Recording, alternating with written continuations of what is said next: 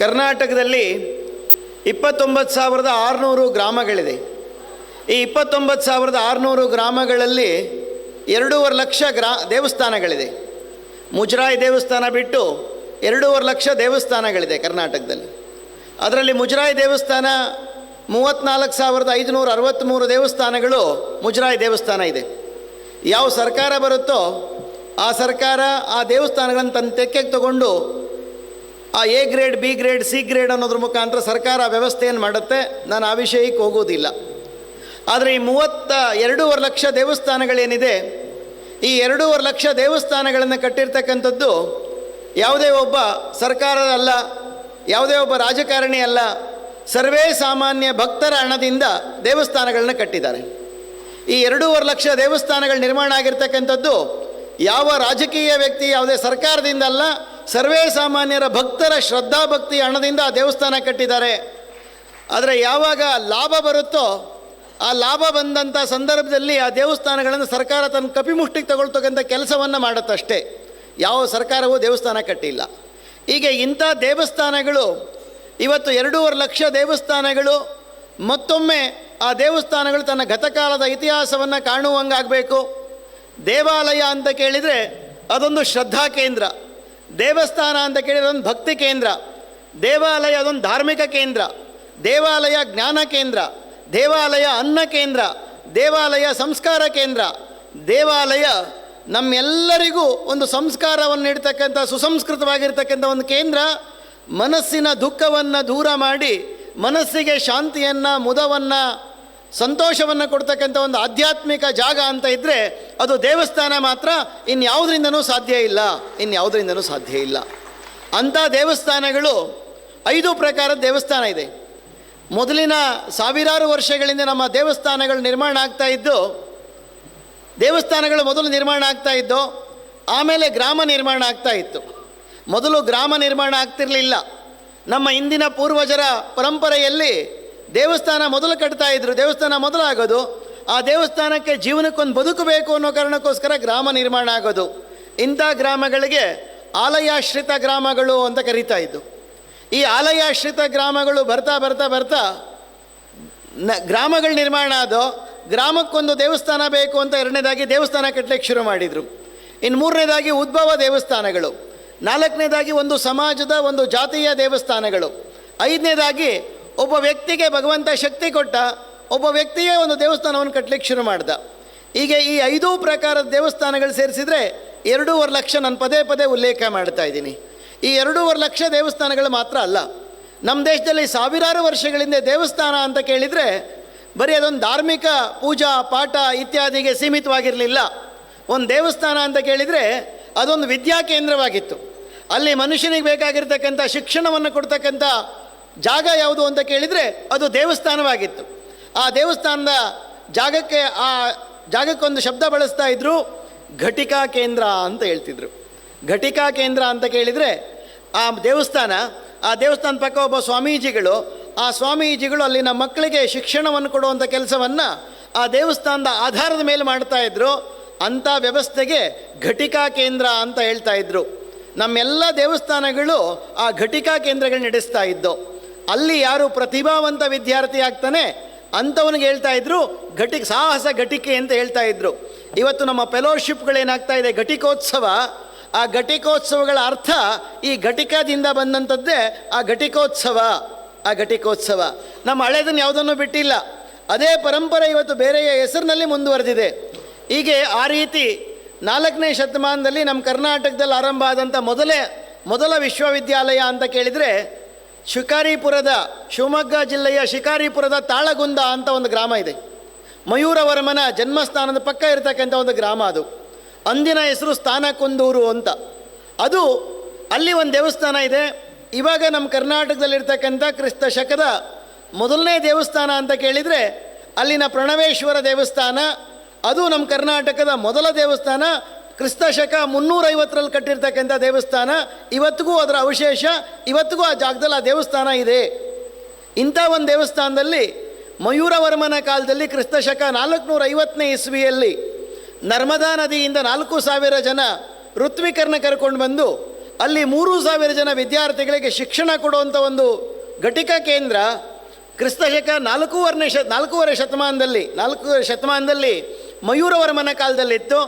ಚಿಕ್ಕಮಗಳೂರು ಜಿಲ್ಲೆಯ ಮೂಡಿಗೆರೆಯ ತಾಲ್ಲೂಕಿನ ಅಗಡಿ ಅನ್ನೋ ಒಂದು ಗ್ರಾಮದಲ್ಲಿ ಸುದತ್ತಾಚಾರ್ಯ ಅಂತಕ್ಕಂಥವರು ಅಲ್ಲಿರ್ತಕ್ಕಂಥ ಮುಕ್ಕಣ್ಣೇಶ್ವರನ ದೇವಸ್ಥಾನದಲ್ಲಿ ಒಂದು ಗುರುಕುಲವನ್ನು ನಡೆಸ್ತಾ ಇದ್ದರು. ಆ ಘಟಿಕಾ ಕೇಂದ್ರದ ಮುಖಾಂತರವೇ ಸಳ ಅಂತಕ್ಕಂಥ ಒಬ್ಬ ವ್ಯಕ್ತಿ ಹುಲಿಯನ್ನು ಕೊಂದು ಪರಿಣಾಮ ಹೊಯ್ಸಳ ಸಾಮ್ರಾಜ್ಯ ನಿರ್ಮಾಣ ಕಾರಣ ಆಗಿದ್ದು ಆ ಸಳನಿಂದ ಅದು ಒಂದು ಘಟಿಕಾ ಕೇಂದ್ರ. ಹೀಗೆ ಒಂದು ದೇವಸ್ಥಾನದ ಪಕ್ಕ ಒಂದು ವಿಶ್ವವಿದ್ಯಾಲಯ ಇತ್ತು. ಇನ್ನು 3ನೇ ವಿಶ್ವವಿದ್ಯಾಲಯ ನಮ್ಮ ಕರ್ನಾಟಕದ್ದು 8, 9, 10ನೇ ಶತಮಾನದಲ್ಲಿ ಕರ್ನಾಟಕವನ್ನು ಆಳಿದಂಥ ಅತ್ಯಂತ ಬಲಿಷ್ಠವಾಗಿರ್ತಕ್ಕಂಥ ರಾಜ ಇಮ್ಮಡಿ ಪುಲಿಕೇಶಿ ಬಾದಾಮಿಯ ರಾಜ್ಯವನ್ನು ಮಾಡಿಕೊಂಡು ಕರ್ನಾಟಕವನ್ನು ಮಾತ್ರ ಅಲ್ಲದೆ ನರ್ಮದಾ ನದಿಯ ದಂಡೆಯವರೆಗೆ ಹೋಗಿ ಹರ್ಷವರ್ಧನನಿಗೆ ತನ್ನ ಗೆಲುವಿನ ಅಂದರೆ ತನ್ನ ಶಕ್ತಿ ಸಾಮರ್ಥ್ಯವನ್ನು ತೋರಿಸ್ಕೊಟ್ಟಂಥ ಒಬ್ಬ ರಾಜ. ಆ ಇಮ್ಮಡಿ ಪುಲಿಕೇಶಿಯ ಕಾಲಘಟ್ಟದಲ್ಲಿ ಬಿಜಾಪುರ ಜಿಲ್ಲೆಯ ಇಂಡಿಯ ಸಾಲೋಟ್ಗಿ ಅಂತ ಅಂದಿನ ಹೆಸರು ಸಾಲ್ ಪಾವಟಗಿ ಅಂತ ಅಂದಿನ ಹೆಸರು. ಇವತ್ತದು ಸಾಲೋಟ್ಗಿ ಅಂತ ಗ್ರಾಮವಾಗಿದೆ. ಆ ಸಾಲೋಟ್ಗಿಯ ಗ್ರಾಮದಲ್ಲಿ ನಾನು ಹೇಳಿದರೆ ತುಂಬ ಜನರಿಗೆ ಇವತ್ತು ಆಶ್ಚರ್ಯ ಅನ್ನಿಸ್ಬೋದು, ಈಗೂ ಸಾಧ್ಯನಾ ಅಂತ. ಇವತ್ತು ನಮ್ಮ ಮಕ್ಕಳು ವಿದ್ಯಾಭ್ಯಾಸಕ್ಕೋಸ್ಕರ ವಿದೇಶಕ್ಕೆ ಹೋಗಿ ವಿದ್ಯೆಯನ್ನು ಪಡೆದು ವಾಪಸ್ ಬರ್ತಕ್ಕಂಥದ್ದು ಹೈಯರ್ ಸ್ಟಡೀಸ್, ವಿದೇಶದಲ್ಲಿ ಹೋದರೆ ಪ್ರತಿಭಾವಂತ ಅನ್ನುವ ಒಂದು ಹೆಸರು ಬಂದುಬಿಟ್ಟಿದೆ ಇವತ್ತು, ದುರಂತ.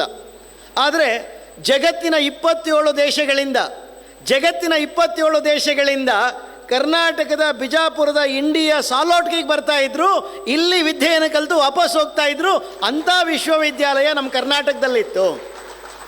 ಆ ವಿಶ್ವವಿದ್ಯಾಲಯ ಇದ್ದಿದ್ದಲ್ಲಿ ನಮ್ಮದೇ ಶಿವಲಿಂಗೇಶ್ವರ ಸ್ವಾಮಿ ದೇವಸ್ಥಾನ ಇದೆ ಸಾಲೋಟ್ಗಿಯಲ್ಲಿ. ಆ ಶಿವಲಿಂಗೇಶ್ವರ ಸ್ವಾಮಿಯ ದೇವಸ್ಥಾನದ ಹಿಂಭಾಗದಲ್ಲಿ ಕಲ್ಯಾಣಿ ಇದೆ, ಅದ್ರ ಮುಂಭಾಗದಲ್ಲಿ ಶಾಸನ ಇದೆ. ಆ ಶಾಸನದ ಮೇಲೆ ಈಗ ಹೋದರೂ ಯಾರು ಬೇಕಾದರೂ ಹೋಗಿ ನೋಡಬಹುದು.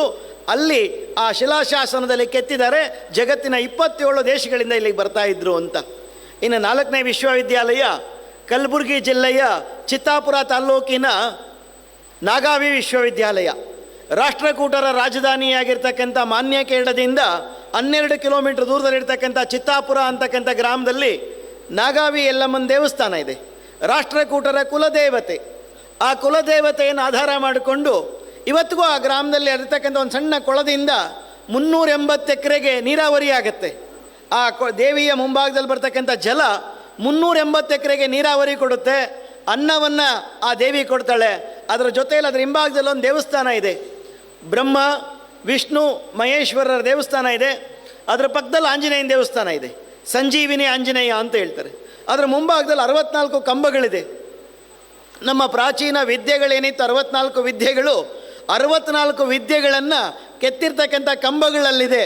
ಹೀಗೆ ನಮ್ಮ ಕರ್ನಾಟಕ ನಾನು ದೇಶದ ಬಗ್ಗೆ ಮಾತಾಡಲಿಲ್ಲ. ಕರ್ನಾಟಕದಲ್ಲಿ ಪ್ರತಿಯೊಂದು ದೇವಸ್ಥಾನದ ಮುಂಭಾಗ, ದೇವಸ್ಥಾನದ ಹಿಂಭಾಗದಲ್ಲಿ ಒಂದೊಂದು ಘಟಿಕಾ ಕೇಂದ್ರಗಳ ಆರಂಭವಾಗಿದ್ದು 4ನೇ ಶತಮಾನದಿಂದ ವಿಜಯನಗರ ಸಾಮ್ರಾಜ್ಯ ಕಟ್ಟಕಡೆಯ ಮೈಸೂರು ಸಾಮ್ರಾಜ್ಯದವರೆಗೆ ಒಂದು ದೇವಾಲಯ ಕೇಂದ್ರ ಮಾಡಿಕೊಂಡು ಶಿಕ್ಷಣವನ್ನು ಕೊಡ್ತಕ್ಕಂಥ ಆ ಅನ್ನದಾಸೋಹವನ್ನು ಕೊಡ್ತಕ್ಕಂಥ ವ್ಯವಸ್ಥೆ ಇದ್ದಿದ್ದು ಕರ್ನಾಟಕದಲ್ಲಿ. 1497ನೇ ಇಸ್ವಿಯಲ್ಲಿ ಬ್ರಿಟಿಷ್ನವ್ರು ನಮ್ಮ ದೇಶಕ್ಕೆ ಕಾಲಿಟ್ಟರು. ನಾವು ಹೇಳ್ತೀವಿ ಇವತ್ತು ನಮ್ಮ ದೇಶಕ್ಕೆ ಶಿಕ್ಷಣ ಕೊಟ್ಟಿದ್ದು ಬ್ರಿಟಿಷ್ನವರು ಅಂತ. ಇವತ್ತು ಅದೇ ಕುರುಡು ಇತಿಹಾಸವನ್ನು ನಾವು ಓದ್ತಾ ಇದ್ದೀವಿ. ನಮ್ಮ ಮನಸ್ಸನ್ನು ಬದಲಾಯಿಸ್ಕೊಳ್ಬೇಕು, ಸರಿಯಾಗಿರ್ತಕ್ಕಂಥ ದೃಷ್ಟಿಯನ್ನು ಬೆಳೆಸ್ಕೊಳ್ಬೇಕು. ಜಗತ್ತಿಗೆ ವಿಜ್ಞಾನವನ್ನು ಕೊಟ್ಟಿದ್ದು, ಜಗತ್ತಿಗೆ ಅಕ್ಷರವನ್ನು ಕೊಟ್ಟಿದ್ದು, ವಿಶ್ವವಿದ್ಯಾಲಯ ಕೊಟ್ಟಿದ್ದು ಕರ್ನಾಟಕದವರು. ನಲಂದ ವಿಶ್ವವಿದ್ಯಾಲಯ ಆರಂಭ ಆದಂಥ ಸಂದರ್ಭದಲ್ಲಿ ತಾಳಗುಂದ ವಿಶ್ವವಿದ್ಯಾಲಯ ಇತ್ತು. ಹೀಗೆ ನಮ್ಮ ದೇವಸ್ಥಾನಗಳು ವಿದ್ಯಾಕೇಂದ್ರಗಳಾಗಿದ್ದು, ನಮ್ಮ ದೇವಸ್ಥಾನಗಳು ಅನ್ನಛತ್ರಗಳಾಗಿದ್ದು. ಇವತ್ತಿಡೀ ದೇಶದಲ್ಲಿ ಎಲ್ಲೂ ನೋಡಲಿಕ್ಕಾಗದೇ ಇರತಕ್ಕಂಥ ಒಂದು ಅನ್ನದ ದಾಸೋಹದ ವ್ಯವಸ್ಥೆ ಕರ್ನಾಟಕದಲ್ಲಿ ನಾವು ಕಾಣಲಿಕ್ಕೆ ಸಾಧ್ಯ ಆಗುತ್ತೆ. ಯಾವುದೇ ದೇವಸ್ಥಾನ, ಯಾವುದೇ ಮಠ, ಯಾವುದೇ ಮಂದಿರಕ್ಕೆ ಹೋಗಲಿ, ಇವತ್ತು ನೂರಾರು ಸಾವಿರಾರು ಸಂಖ್ಯೆಯ ಪ್ರಮಾಣದಲ್ಲಿ ಅನ್ನವನ್ನು ದಾಸೋಹ ಮಾಡ್ತಕ್ಕಂಥ ಒಂದು ಪರಂಪರೆ ಈ ಮಠಗಳಿಂದ, ಈ ದೇವಸ್ಥಾನಗಳಿಂದ ಆರಂಭವಾಯಿತು. ಹೀಗೆ ದೇವಸ್ಥಾನ ಒಂದು ಅನ್ನವನ್ನು ನೀಡ್ತಕ್ಕಂಥ ದಾಸೋಹ ಪರಂಪರೆಗೆ ಹೆಸರಾಗಿರ್ತಕ್ಕಂಥದ್ದು ದೇವಸ್ಥಾನಗಳು. ಇನ್ನು 3ನೇದಾಗಿ ನಮ್ಮೆಲ್ಲ ದೇವಸ್ಥಾನಗಳು ನ್ಯಾಯ ಕೇಂದ್ರಗಳಾಗಿದ್ದು. ಯಾವ ದೇವಸ್ಥಾನವು ಕಾಟಾಚಾರದ ಆಟಕ್ಕೋಸ್ಕರ ದೇವಸ್ಥಾನ ಕಟ್ಟಿರಲಿಲ್ಲ. ನಮ್ಮ ಪ್ರತಿಯೊಂದು ದೇವಸ್ಥಾನವು ಸುಪ್ರೀಂ ಕೋರ್ಟ್ ಕೊಡಲಿಕ್ಕಾಗದೇ ಇರತಕ್ಕಂಥ, ಹೈಕೋರ್ಟ್ ಕೊಡಲಿಕ್ಕಾಗದೇ ಇರತಕ್ಕಂಥ ಜಡ್ಜ್ಮೆಂಟನ್ನು ನಮ್ಮ ದೇವಸ್ಥಾನದಲ್ಲಿ ದೇವರು ಕೊಡುವಂಥ ವ್ಯವಸ್ಥೆ ಈ ದೇಶದಲ್ಲಿತ್ತು, ಈ ನಾಡಿನಲ್ಲಿತ್ತು, ಈ ಸಂಸ್ಕೃತಿಯಲ್ಲಿತ್ತು. ಇವತ್ತಿಗೂ ನಮ್ಮ ಕರ್ನಾಟಕದ ಬೀದರ್ ಜಿಲ್ಲೆಗೆ ಹೋದರೆ, ಬೀದರ್ ಜಿಲ್ಲೆಗೆ ಇತ್ತೀಚೆಗೆ ನನಗೆ ಕೆಲಸ ಬಂದಮೇಲೆ ನಾವು ಒಂದು 8 ಜನ ಕಾರ್ಯಕರ್ತನ ಕರ್ಕೊಂಡು ಬೀದರ್ ಜಿಲ್ಲೆಗೆ ಹೋದು ನರಸಿಂಹಜರ ನೋಡಬೇಕು ಅಂತ.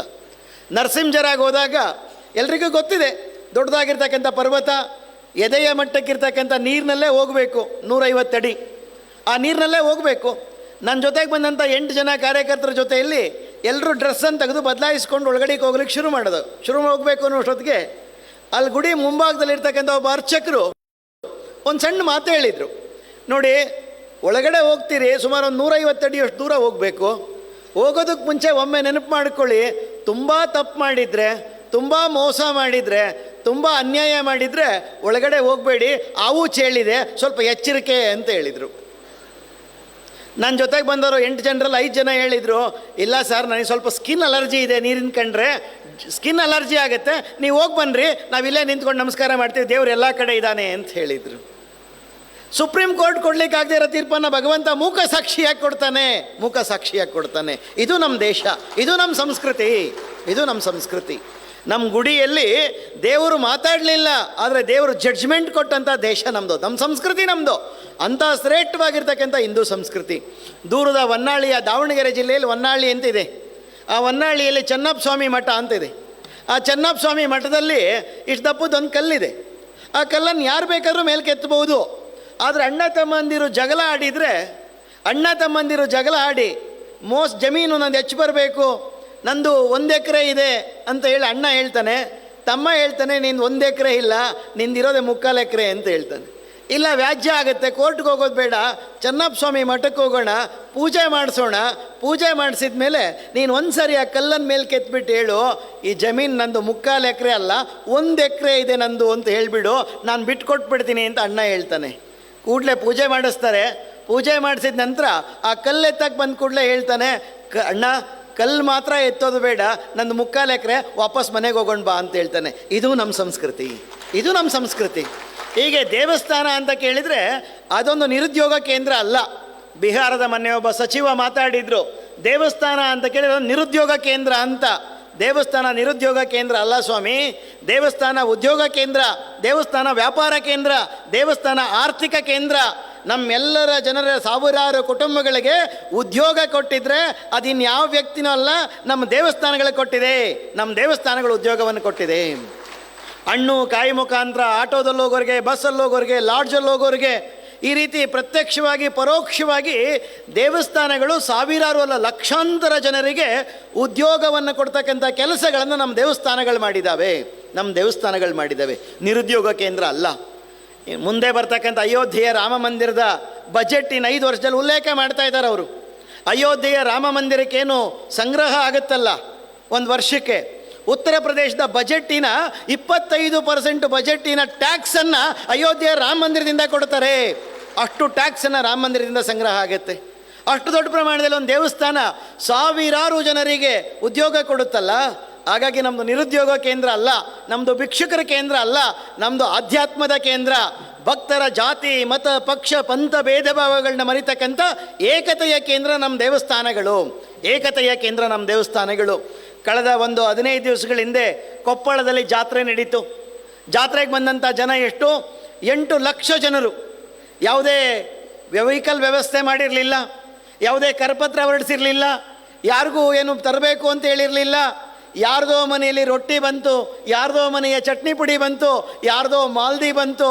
ಇಡೀ ಜಾತಿ ಮತ ಪಕ್ಷ ಭೇದ ಭಾವಗಳಿಲ್ಲದೆ 8 ಲಕ್ಷ ಜನರು ಕೂತು ಆ ದೇವರಿಗೊಂದು ಉಗಿಯೋ ಅಂತ ಹೇಳಿದ್ರಲ್ಲ, ಆ ರಥವನ್ನು ಹೇಳಿದ್ರಲ್ಲ. ಹೀಗೆ ದೇವಸ್ಥಾನ ಜಾತಿ ಮತ ಪಕ್ಷ ಪಂಥ ಭೇದ ಭಾವಗಳನ್ನ ಮರೆದು ಒಂದು ಮಾಡ್ತಕ್ಕಂಥ ಶಕ್ತಿ ಇರ್ತಕ್ಕಂಥದ್ದು ಆ ದೇವಸ್ಥಾನಕ್ಕೆ. ದೇವಸ್ಥಾನ ವಿಘಟನೆಯ ಕೇಂದ್ರ ಅಲ್ಲ, ದೇವಸ್ಥಾನ ಒಂದು ಸಂಘಟನೆಯ ಕೇಂದ್ರ, ದೇವಸ್ಥಾನ ಒಂದು ಸಂಸ್ಕಾರದ ಕೇಂದ್ರ, ದೇವಸ್ಥಾನ ಒಂದು ಸಾಮಾಜಿಕ ಕೇಂದ್ರ, ದೇವಸ್ಥಾನ ಒಂದು ನ್ಯಾಯ ಕೇಂದ್ರ, ದೇವಸ್ಥಾನ ಒಂದು ಅನ್ಯ ಕೇಂದ್ರ, ದೇವಸ್ಥಾನ ಒಂದು ವಿದ್ಯಾ ಕೇಂದ್ರ. ಹೀಗೆ ಇಂಥ ದೇವಾಲಯಗಳು ಇವತ್ತು 10 ಕೋಟಿ 15 ಕೋಟಿ 8 ಕೋಟಿ ಭವನಗಳನ್ನ ಕಟ್ತಾ ಇದ್ದೀವಿ. ತುಂಬ ದೊಡ್ಡದಾಗಿರ್ತಕ್ಕಂಥ ದೇವಸ್ಥಾನಗಳನ್ನ ಕಟ್ತಾ ಇದ್ದೀವಿ. ಆ ದೇವಸ್ಥಾನದಲ್ಲಿ ಚಿನ್ನದ ಮೂರ್ತಿಗಳನ್ನು ಪ್ರತಿಷ್ಠಾಪನೆ ಮಾಡ್ತಾ ಇದ್ದೀವಿ, ಸಂತೋಷ. ಆದರೆ 80ನೇ ಇಸ್ವಿಯಿಂದ ಹಿಂದೆ ಇದ್ದಂಥ ಹಿರಿಯರು ತುಂಬ ಜನರಿಗೆ ನೆನಪಿರಬಹುದು. ಇವತ್ತು ನಮ್ಮ ಮನಸ್ಸುಗಳು ಬದಲಾಗಬೇಕಾಗಿದೆ, ನಮ್ಮ ಚಿಂತನೆಗಳು ಬದಲಾಗಬೇಕಾಗಿದೆ. 80ನೇ ಇಸ್ವಿಗಿಂತ ಹಿಂದಕ್ಕೆ ಹೋದರೆ ದೇವಸ್ಥಾನದಲ್ಲಿರ್ತಕ್ಕಂಥ ಮೂರ್ತಿ ಅದು ಕಲ್ಲಿಂದಾಗಿತ್ತು. ಆ ದೇವಸ್ಥಾನದಲ್ಲಿರುವ ಮೂರ್ತಿ ಕಲ್ಲಾಗಿತ್ತು, ಮನುಷ್ಯರ ಮನಸ್ಸು ಬಂಗಾರವಾಗಿತ್ತು. ಇವತ್ತು ಮನುಷ್ಯರ ಮನಸ್ಸು ಕಲ್ಲಾಗ್ತಾ ಇದೆ, ದೇವರ ಮೂರ್ತಿ ಚಿನ್ನ ಆಗ್ತಾ ಇದೆ. ಇದು ಅಲ್ಲ ಆಗಬೇಕಾದ್ದು. ಮನುಷ್ಯರ ಮನಸ್ಸು ಬಂಗಾರ ಆಗಬೇಕಾಗಿದೆ, ಮೂರ್ತಿ ಕಲ್ಲನ್ನೇ ಪೂಜೆ ಮಾಡಬೇಕಾಗಿದೆ, ಕಲ್ಲನ್ನೇ ಪೂಜೆ ಮಾಡಬೇಕಾಗಿದೆ. ಹಾಗಾಗಿ ಅಯೋಧ್ಯೆಯಲ್ಲಿ ಸ್ವರ್ಣದ ರಾಮನನ್ನು ಪ್ರತಿಷ್ಠಾಪನೆ ಮಾಡಲಿಲ್ಲ, ಕಲ್ಲಿನಲ್ಲಿ ಆ ಕಪ್ಪು ಶಿಲೆಯ ಕಪ್ಪು ವರ್ಣ ಕೃಷ್ಣ ವರ್ಣದ ಕಲ್ಲನ್ನಿಟ್ಟು ರಾಮನನ್ನಾಗಿ ಮಾಡಿದರು. ಹೀಗೆ ಭಗವಂತ ಕಲ್ಲಾಗಿ ಇರಬೇಕಾಗಿದೆ, ಅವನು ದೇವರಾಗಬೇಕಾಗಿದೆ, ಕಲ್ಲಿನಲ್ಲಿ ಶಿಲೆ ಆಗಬೇಕಾಗಿದೆ. ಹಾಗಾಗಿ ಇಂಥ ಒಂದು ದೇವಸ್ಥಾನಗಳು ನಮ್ಮ ಸಂಸ್ಕಾರದ ಕೇಂದ್ರ, ವಿದ್ಯಾ ಕೇಂದ್ರ, ಅನ್ನ ಕೇಂದ್ರ, ದಾಸೋಹ ಕೇಂದ್ರ, ಜ್ಞಾನ ಕೇಂದ್ರ, ಎಲ್ಲ ಜೀವನದ ಮೌಲ್ಯಗಳಿಗೆ ಬೇಕಾಗಿರ್ತಕ್ಕಂಥ ಒಂದು ಕೇಂದ್ರ ಆ ದೇವಸ್ಥಾನ ಆಗಬೇಕಾಗಿದೆ. ಹಾಗಾಗಿ ರಾಷ್ಟ್ರೀಯ ಸ್ವಯಂ ಸೇವಕ ಸಂಘ ಈ ವಿಷಯದಲ್ಲಿ, ಸಮಾಜದಲ್ಲಿ ಈ ವಿಷಯವನ್ನು ಇಟ್ಟುಕೊಳ್ತಾ ನಮ್ಮೆಲ್ಲ ಗ್ರಾಮಗಳಲ್ಲಿರ್ತಕ್ಕಂಥ ದೇವಸ್ಥಾನಗಳು ಮತ್ತೊಮ್ಮೆ 10 ಹಲವು ರೀತಿಯ ಚಟುವಟಿಕೆಗಳನ್ನ ಮಾಡೋದ್ರ ಮುಖಾಂತರ ನಮ್ಮೆಲ್ಲ ದೇವಸ್ಥಾನಗಳು ಯಾವುದೋ ಒಂದು ದೇವಸ್ಥಾನವಾಗಿರಬಾರ್ದು, ಆ ದೇವಸ್ಥಾನ ಒಂದು ಶಕ್ತಿ ಕೇಂದ್ರ ಆಗಬೇಕು, ಒಂದು ಸಂಘಟಿತ ಕೇಂದ್ರ ಆಗಬೇಕು, ಒಂದು ಸಂಸ್ಕಾರ ಕೇಂದ್ರವಾಗಬೇಕು ಅನ್ನೋ ಒಂದು ಉದ್ದೇಶವನ್ನು ಇಟ್ಟುಕೊಂಡು ಈ ಕಾರ್ಯ ಇವತ್ತು ನಾಡಿನಾದ್ಯಂತ ಈ ರೀತಿ ಧರ್ಮದರ್ಶಿಯವರನ್ನು, ಆ ದೇವಸ್ಥಾನಕ್ಕೆ ಸಂಬಂಧಪಟ್ಟಂಥ ಬಂಧುಗಳನ್ನು ಸೇರಿಸೋದ್ರ ಮುಖಾಂತರ ಈ ಒಂದು ಪ್ರಯತ್ನವನ್ನು ಮಾಡ್ತಾ ಇದೆ. ಇನ್ನು ಒಂದು ಅಂಶ ಹೇಳಿ ನಾನು ಮುಕ್ತಾಯ ಮಾಡ್ತೀನಿ. ಈ ದೇವಸ್ಥಾನಗಳ ಬಗ್ಗೆ ನಾವು ಕೆಲಸ ಮಾಡ್ತಾ ಇದ್ದಾಗ ತುಂಬ ಕಡೆ ಓಡಾಡಿದಾಗ ಅನ್ನಿಸ್ತು, ಕರ್ನಾಟಕದಾದ್ಯಂತ ದೇವಸ್ಥಾನಗಳು ಚೆನ್ನಾಗಿದೆ, ಧರ್ಮದರ್ಶಿಗಳು ಚೆನ್ನಾಗಿದ್ದಾರೆ, ಭಕ್ತರಿದ್ದಾರೆ. ಆದರೆ ಆ ದೇವಸ್ಥಾನದಲ್ಲಿರ್ತಕ್ಕಂಥ ಅರ್ಚಕ ಸರಿ ಇದ್ದಾನೆ, ಅರ್ಚಕ ಸರಿ ಇದ್ದಾನೆ. ಆದರೆ ಅರ್ಚಕನಿಗೆ ಮಂತ್ರವನ್ನು ಕಲಿಸ್ಕೊಡ್ತಕ್ಕಂಥ ವ್ಯವಸ್ಥೆ ಈ ಸಮಾಜದಲ್ಲಿ ಇದೆಯಾ? ಯಾವುದೋ ಜಾತಿಗಳಲ್ಲಿ ಕೆಲವು ಜಾತಿಯಲ್ಲಿ ಕಲಿಸ್ಕೊಡ್ತಾರೆ, ಆದರೆ ಎಲ್ಲ ಜಾತಿ ಮತ ಪಕ್ಷ ಪಂಥದವರಿಗೆ ಆ ಅರ್ಚಕ ತರಬೇತಿಯನ್ನು ಕೊಡುವಂಥ ವ್ಯವಸ್ಥೆ ಆಗ್ತಾ ಇದೆಯಾ ಅಂದಾಗ ಆ ರೀತಿಯ ಒಂದು ವ್ಯವಸ್ಥೆಯನ್ನು ಮಾಡಬೇಕು ಅಂತ ಯೋಚನೆ ಮಾಡಿದು. ಯಾವುದೇ ಜಾತಿ ಮತ ಪಕ್ಷ ಪಂಥ ಭೇದ ಭಾವಗಳಿಲ್ಲದೆ ಒಂದು ಕೆಲಸವನ್ನು ಆರಂಭ ಮಾಡಬೇಕು ಅಂತ ಯೋಚನೆ ಮಾಡಿದು. ಅದು ಮಾಡಿದಾಗ ಅನ್ನಿಸ್ತು, ಅರ್ಚಕರಿಗೋಸ್ಕರ ಒಂದು ತರಬೇತಿಯನ್ನು ಮಾಡೋಣ. ಅದರಲ್ಲಿ ಕಾಲಮ್ನಲ್ಲಿ ಅವ್ರ ಹೆಸರು ಕೇಳಬೇಕು, ಅವ್ರ ಊರು ಕೇಳಬೇಕು, ಪೋಸ್ಟಲ್ ಅಡ್ರೆಸ್ ಕೇಳಬೇಕು, ವಿದ್ಯಾಭ್ಯಾಸ ಕೇಳಬೇಕು, ಉದ್ಯೋಗ ಕೇಳಬೇಕು, ದೇವಸ್ಥಾನ ಕೇಳಬೇಕು. ಅದರಲ್ಲಿ ಜಾತೀಯ ಕಾಲಮ್ ಇರಬಾರ್ದು. ಆ ಜಾತೀಯ ಕಾಲಮ್ ಇರಬೇಕು, ಅವ್ರ ದೇವ್ರ ಕಾಲಮ್ ಇರಬೇಕು. ಆ ರೀತಿ ಒಂದು ವ್ಯವಸ್ಥೆನ ಇಟ್ಕೊಂಡು ಒಂದು ಅರ್ಚಕರ ಶಿಬಿರವನ್ನು ಮಾಡಬೇಕು ಅಂತ ಯೋಚನೆ ಮಾಡಿದು. ಮೊದಲನೇ ಶಿಬಿರ ಚಿಕ್ಕೋಡಿ ಜಿಲ್ಲೆಯ ಅಥಣಿಯಲ್ಲಿ ಕೌಲುಗುಡ್ಡದಲ್ಲಿ ಮಾಡಿದು. 44 ಜನ ಅರ್ಚಕರು ಬಂದಿದ್ದರು. ಎರಡನೇ ಶಿಬಿರ ಶಿವಮೊಗ್ಗದ ಭದ್ರಾವತಿಯಲ್ಲಿ ಮಾಡಿದು, 35 ಜನ ಅಲ್ಲಿ ಬಂದಿದ್ದರು. 4ನೇ ಶಿಬಿರ ರಾಯಚೂರಿನ ಮಾತೆ ಮಾಣಿಕೇಶ್ವರಿ ಆಶ್ರಮದಲ್ಲಿ ನಡೆಸ್ತಾ ಇದೆ. 46 ಜನ ಅರ್ಚಕರು ಇವತ್ತು ಇಲ್ಲಿಗೆ ಬಂದಿದ್ದಾರೆ. ಅವರ ಅನುಭವವನ್ನು ಕೇಳೋರಿದ್ದೀವಿ. ಒಂದು 5 ನಿಮಿಷಗಳ ಕಾಲ ಅವ್ರು ಕಲ್ತಿರ್ತಕ್ಕಂಥ ಆ ಒಂದು ಶಿಕ್ಷಣದ ಒಂದು ಪ್ರತ್ಯಕ್ಷತೆಯನ್ನು ನಾವು ನೋಡೋರಿದ್ದೀವಿ. ಹೀಗೆ ಯಾಕೆ ಈ ಕೆಲಸ ಮಾಡಬೇಕಾಗಿದೆ ಅಂತ ಕೇಳಿದರೆ, ಎಷ್ಟೋ ಕಡೆ ಹೋದಾಗ ಆ ದೇವಸ್ಥಾನದ ಅರ್ಚಕ ಒಂದು ಕೊಡಪನ ನೀರು, 1-2 ಹೂ, ಒಂದು ಊದ್ಗಡ್ಡಿ, ಇಷ್ಟೇ ವಾಪಸ್ ಬರೋದು. ನಾನೊಬ್ಬ ಅರ್ಚಕರನ್ನ ಕೇಳಿದೆ, ಯಾಕೆ ಈ ರೀತಿ ಮಾಡ್ತೀರಿ ಅಂತ. ಸರ್, ನಮ್ಮ ಮನೆತನದಲ್ಲಿ 200 ವರ್ಷಗಳಿಂದ ಪೂಜೆ ಮಾಡ್ಕೊಂಡು ಬರ್ತಾಯಿದ್ದೀವಿ, 200 ವರ್ಷಗಳಿಂದ ಪೂಜೆ ಮಾಡ್ಕೊಂಡು ಬರ್ತಾಯಿದ್ದೀವಿ. ನಮ್ಮ ತಾತನಿಗೆ ಯಾರೂ ಕಲಿಸ್ಲಿಲ್ಲ ಪೂಜೆದು, ನಮ್ಮ ಅಪ್ಪನಿಗೂ ಯಾರೂ ಕಲಿಸ್ಲಿಲ್ಲ. ನಾನು ಪೂಜೆ ಮಾಡೋಕ್ಕೆ ಶುರು ಮಾಡಿ 20 ವರ್ಷ ಆಯಿತು, ನನಗೂ ಯಾರೂ ತರಬೇತಿ ಕೊಡಲಿಲ್ಲ. ಎಲ್ಲಿಂದ ಕಲೀಲಿ ಸರ್, ಎಲ್ಲಿಂದ ಕಲೀಲಿ? ಕಲಿಸೋರು ಯಾರು? ನಾವೆಲ್ಲ ಕಡೆ ಹೋದಾಗ ಅರ್ಚಕರನ್ನ ಮಾತಾಡ್ತೀವಿ, ಅವನಿಗೆ ಸಂಸ್ಕಾರ ಇಲ್ಲರಿ, ಅವನಿಗೆ ಪದ್ಧತಿ ಗೊತ್ತಿಲ್ಲ ಅಂತ ಹೇಳ್ತೀವಿ. ಆ ಅರ್ಚಕನಿಗೆ ಕಲಿಸ್ಕೊಡೋರು ಯಾರು? ಆ ಅರ್ಚಕನಿಗೆ ಕಲಿಸ್ಕೊಡ್ತೀವಿ ಬಾ ಅಂತ ಹೇಳಿರೋರು ಯಾರು? ಆ ಕಲಿಸ್ಕೊಡುವಂಥ ವ್ಯವಸ್ಥೆ ಇಲ್ಲ ಅಂದಾಗ ಅರ್ಚಕ ಇನ್ನೇಗೆ ಪೂಜೆ ಮಾಡಲಿಕ್ಕೆ ಸಾಧ್ಯ? ಹಾಗಾಗಿ ಅಂಥ ಅರ್ಚಕರಿಗೆ 13 ದಿನಗಳ ಕಾಲ ಊಟ, ವಸತಿ, ಬಟ್ಟೆ, ಪುಸ್ತಕ, ಪೂಜಾ ಸಾಮಗ್ರಿಗಳು ಎಲ್ಲವನ್ನೂ ಕೊಡೋದ್ರ ಮುಖಾಂತರ ನಾವು ಅವರಿಗೆ ಯಾವುದೇ ವಿಷಯ ಇಲ್ಲದೆ ಅವ್ರಿಗೊಂದು ಸರ್ಟಿಫಿಕೇಟ್ ಕೊಟ್ಟು ಅವರಿಗೆ ತರಬೇತಿಯನ್ನು ಕೊಟ್ಟು ಅವರವರ ದೇವಸ್ಥಾನಗಳಲ್ಲಿ ಹೋಗಿ ಈಗೇನಾಗಲಿಂದ ಹೇಳಿದೆ ಇಂಥ ವಿಷಯಗಳಿಗೆ ಅನುಗುಣವಾಗಿ ಇಡೀ ಸಮಾಜ ನಂದು, ದೇಶ ನಂದು, ಧರ್ಮ ನಂದು, ಸಂಸ್ಕೃತಿ ನಂದು, ಪರಂಪರೆ ನಂದು, ನಾನು ಈ ನಾಡಿಗೋಸ್ಕರ ಏನಾದರೂ ಮಾಡಬೇಕು ಅಂತಕ್ಕಂಥ ಕೃತಜ್ಞತಾ ಮನೋಭಾವದಿಂದ ಕಾರ್ಯ ಮಾಡಬೇಕು ಅನ್ನುವ ಸದುದ್ದೇಶದಿಂದ ಈ ಒಂದು ಕೆಲಸವನ್ನು ಆರಂಭ ಮಾಡಿದ್ದೀವಿ. ಹೀಗೆ ದೇವಸ್ಥಾನಗಳು ನಮ್ಮ ನಾಡಿನ ಶ್ರದ್ಧಾ ಕೇಂದ್ರಗಳಾಗಬೇಕು, ಭಕ್ತಿ ಕೇಂದ್ರಗಳಾಗಬೇಕು, ಜ್ಞಾನ ಕೇಂದ್ರಗಳಾಗಬೇಕು, ಅನ್ನದಾಸೋಹ ಕೇಂದ್ರಗಳಾಗಬೇಕು, ಸಂಸ್ಕಾರ ಕೇಂದ್ರಗಳಾಗಬೇಕು, ಶಾಂತಿ, ನೆಮ್ಮದಿ, ನೊಂದು ಬೆಂದವರಿಗೆ ಆಶ್ರಯ ಕೊಡ್ತಕ್ಕಂಥ ಸ್ಥಾನಗಳಾಗಬೇಕು ಅನ್ನೋ ದೃಷ್ಟಿಯಿಂದ ಈ ದೇವಾಲಯ ಸಂವರ್ಧನಾ ಸಮಿತಿ ಕಾರ್ಯವನ್ನು ಮಾಡ್ತಾ ಇದೆ. ಆ ಕಾರ್ಯದಲ್ಲಿ ಯಾವುದೇ ಹೋರಾಟ, ಆಂದೋಲನ, ಪ್ರತಿಭಟನೆ, ಧರಣಿಗಳು ಇದು ಯಾವುದೂ ಇಲ್ಲದೆ ಅತ್ಯಂತ ಶಾಂತ ರೀತಿಯಲ್ಲಿ ಆ ದೇವಸ್ಥಾನದ ಎಲ್ಲ ಕಮಿಟಿಯವರು ಸಜ್ಜನ ಬಂಧುಗಳನ್ನ ವಿಶ್ವಾಸಕ್ಕೆ ತಗೊಳ್ಳೋದ್ರ ಮುಖಾಂತರ ಆ ದೇವಸ್ಥಾನದ ಉಂಡಿಗೆ ನಾವು ಕೈ ಹಾಕೋದಿಲ್ಲ. ಆ ದೇವಸ್ಥಾನದ ಕಮಿಟಿಗೆ ನಾವು ಕೈ ಹಾಕೋದಿಲ್ಲ, ಆ ದೇವಸ್ಥಾನದ ಪರಂಪರೆಗೆ ನಾವು ಕೈ ಹಾಕೋದಿಲ್ಲ. ನಮ್ಮ ಉದ್ದೇಶ ಆ ಉಂಡಿಗೆ ಕೈ ಹಾಕಲ್ಲ, ಹಣದ ವಿಷಯಕ್ಕೆ ಬರಲ್ಲ, ಕಮಿಟಿ ವಿಷಯಕ್ಕೆ ಬರಲ್ಲ, ಮತ್ತು ಅಲ್ಲಿನ ಪೂಜಾ ಪದ್ಧತಿ ವಿಷಯಕ್ಕೆ ನಾವು ಬದಲಾಯಿಸಿ ಅಂತ ಬರೋದಿಲ್ಲ. ಇದಲ್ಲದೆ ಪ್ರತಿಯೊಂದು ದೇವಸ್ಥಾನಗಳು ಅತ್ಯಂತ ಸುಭದ್ರ ಆಗಬೇಕು ಮತ್ತು ದೇವಸ್ಥಾನಗಳಿಗೆ ಬರ್ತಕ್ಕಂಥ ಭಕ್ತರ ಸಂಖ್ಯೆ ಹೆಚ್ಚಾಗಬೇಕು, ವರ್ಷ ಪೂರ್ತಿ ನಿರಂತರ ಚಟುವಟಿಕೆಗಳ ಕೇಂದ್ರ ಆಗಬೇಕು ಆ ದೇವಸ್ಥಾನಗಳು ಅನ್ನೋ ಉದ್ದೇಶವಿಟ್ಕೊಂಡು ಈ ದೇವಾಲಯ ಸಂವರ್ಧನಾ ಸಮಿತಿ ಕಾರ್ಯ ಮಾಡ್ತಾ ಇದೆ. ಅಂಥ ಒಂದು ಒಳ್ಳೆಯ ಕಾರ್ಯಕ್ಕೆ ತಾವೆಲ್ಲರೂ ಕೈಯನ್ನು ಜೋಡಿಸ್ತಾ ನಮ್ಮ ದೇವಸ್ಥಾನಗಳನ್ನ ಆ ರೀತಿಯ ಒಂದು ಸಂಸ್ಕಾರದ ಸುಸಂಸ್ಕಾರದ ಕೇಂದ್ರಗಳನ್ನಾಗಿ ಮಾಡುವ ದಿಕ್ಕಿನಲ್ಲಿ ನಾವೆಲ್ಲರೂ ಕರವನ್ನು ಜೋಡಿಸಿ ಅಂತ ನಾನು ಪ್ರಾರ್ಥನೆ ಮಾಡ್ಕೊಳ್ತಾ ನನ್ನ ಮಾತನ್ನು ಮುಕ್ತಾಯ ಮಾಡ್ತೀನಿ. ಭಾರತ್ ಮಾತಾ ಕಿ